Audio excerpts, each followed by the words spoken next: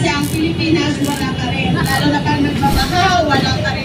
I think it's better to siguro na mag-resign na lang siya, no? Tayong mga Pilipino, kaysa ang sulok ng mundo, kailangan natin magtulong-tulungan. Hindi po natin kailangan mag-away. We need to peace, we need to unite, and all over the world, united. United. That means united.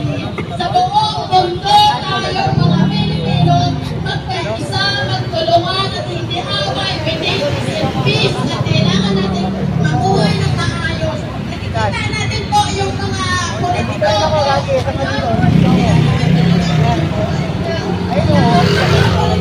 Si Roman Crismado o si Marcos, I think it is not already. Kailangan mong bumaba. Hindi ka makakatulong sa mga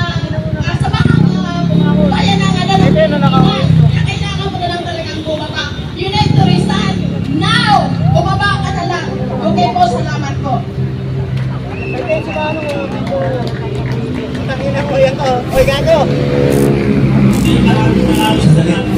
Manawagan mo na kay kababayan para PH, punta ka dito sa likod. Thank you.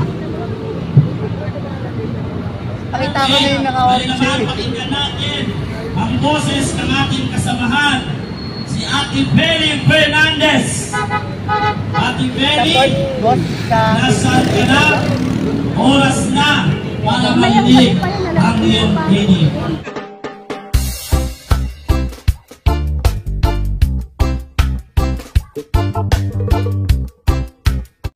Ngayon sa ating lipunan at atin din pong sinusuportahan ang panawagan ng ating mahal na Congressman Kiko Balsaga.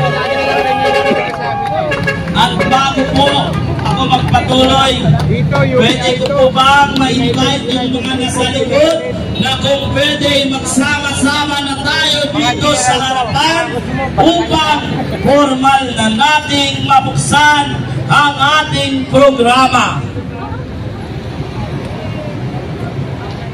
At habang inaantay natin ang mga ating panauhing kandangal, ay atin munang umpisahan itong programa.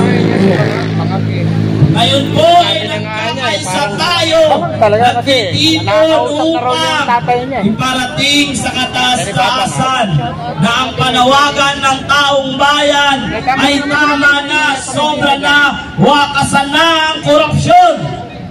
Kaya ang UPI, United People's Initiative, ay nagkaisa upang puksain ang mga magnanakaw na politiko sa nangyayari sa ating lipunan ngayon. Tandaan po natin na ang mga magnanakaw ay siyang sanhi ng kahirapan ng bansang ito, na silang nagdudulot ng pagbaha sa ating kalikasan. Ngayon po, mga kasamahan, maya-maya lamang ay makikita ninyo at makakasama natin ang iba pang mga personalidad na nakikiisa sa ating panawagan na tama na, sobra na ang pahirap ng mga magnanakaw na administrasyon sa ordinaryong Pilipino. Kaya pinapanawagan natin ang lahat, pumunta na kayo rito at makiisa, sapagkat ang labang ito ay laban ng ordinaryong Pilipino na tunay na nagmamahal para sa inang bayan. Ay humahanga sa mga kapulisan, sapagkat nariyan sila upang tayo protektahan at sapagkat sinusunod lamang nila ang kanilang sinumpaang salaysay na to serve and protect the Filipino people and to preserve our Constitution. Pero tama rin po na narito tayo ngayon upang ipaglaban ang ating inang bayan. Kung walang lalaban para sa inang bayan, ano pong mangyayari sa ating bansa? Kaya habang inaantay pa natin yung iba pang mga kasama,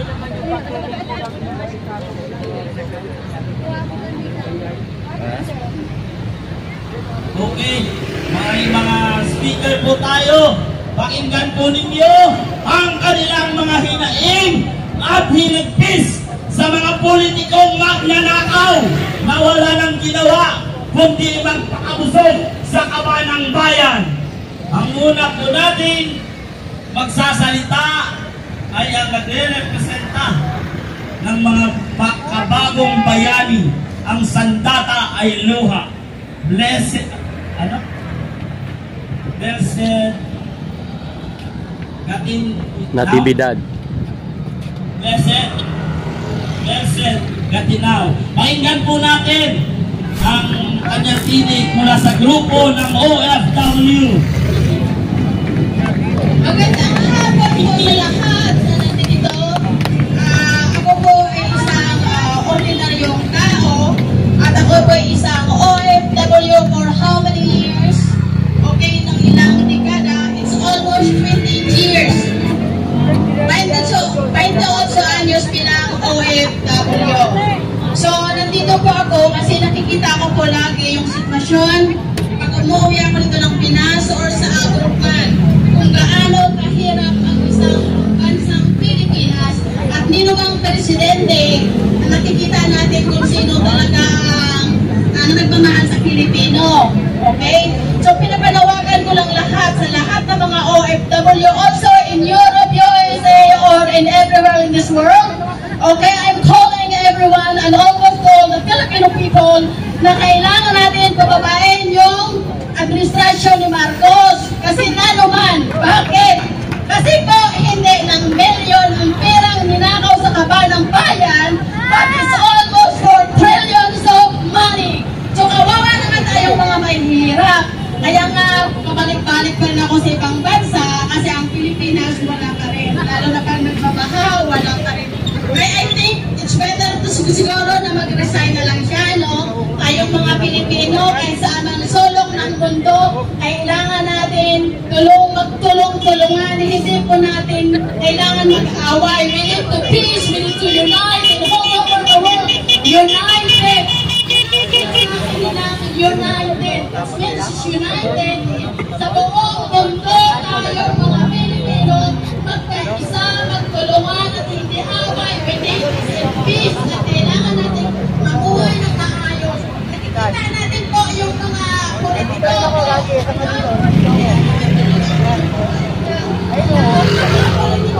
Si Roman Crispago o si Marcos, I think it is not already. Kailangan mong bumaba. Hindi ka makakatulong sa mga bayan ng kailangan mo na lang talagang bumaba. You need to resign now. Bumaba ka na lang. Okay po, salamat po. Oy, gago! Manawagan muna kay kababayan para PH, punta ka dito sa likod. Thank you. Pakita ko na yung naka-orange shirt. Pakinggan natin ang boses ng ating kasamahan, si Ate Beli Fernandez. Ate Beli, nasaan ka na? Oras na para marinig ang iyong tinig.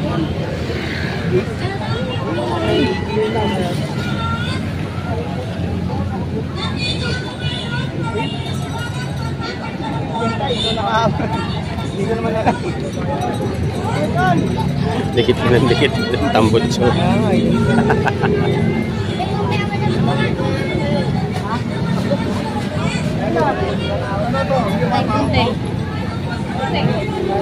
Kita mo rin, sira ulo ka. Sa kapang hayop, kanin nyo din ang Santos. Ha? Sira ulo ka. Wala kaming kunting na ginamit na yung ay, ito na lang ah. Sa aking pagkakas. Nasasabi ko ba?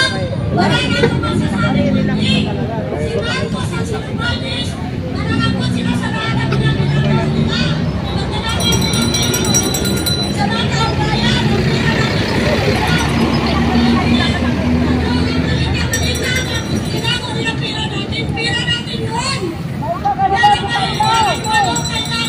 Kami Kanina ko pa hindi nakikita si kababayan. Wala pa yata. Kundi ang hindi ko sa Marcos at bababay na siya. Marcos resign! Hindi ka namin! Kailangan sa buhay namin! Babaho ka sa tayo! Ilungin! Labas kayo! Labas kayo! Sige sa tanin! Kasi kayo talaga ang pamilya yan ang nagawa ng lahat ng kanukaw na ito. Ganon din sa tayo! Anong walis? Ang walis na makainsan mo! Yung pila sa tiyak nila ko! Hindi nakinsan mo kaya? Pila namin yan! Ibalik mo sa amin yan! Kahit saan ka magbago! Sa ilalim ng lupa! Kung kayong-kain ka namin! Kaong ka! Wala kang petang kaolang sa sabi ko! Kundi yung anak namin! Pila nila! Imagine kung kumain sila! Thousand tapos tayo! Wala na tayong tulugan! Wala na tayong pagkain! Puton! Sensahan tayo! Yun lang po ang masasabi ko! Dapat po sa ngayon kay mga taong bayan magkakaisa tayo kasi po kung hindi tayo magkakaisa hindi natin mabawi ang Malacanang! Babawiin natin yan! Kasi atin yan ang Malacanang!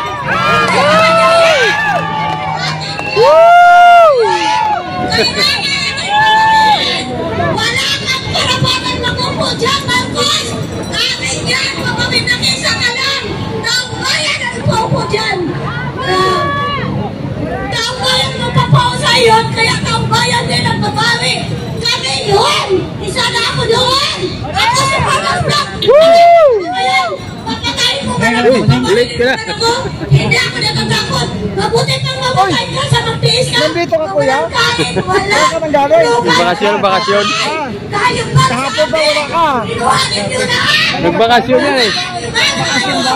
Kung may hayop man, mabuti pang ang hayop mabait, tulad ng mga aso, tulad ng mga dapat, tulad ng mga meow! Meow!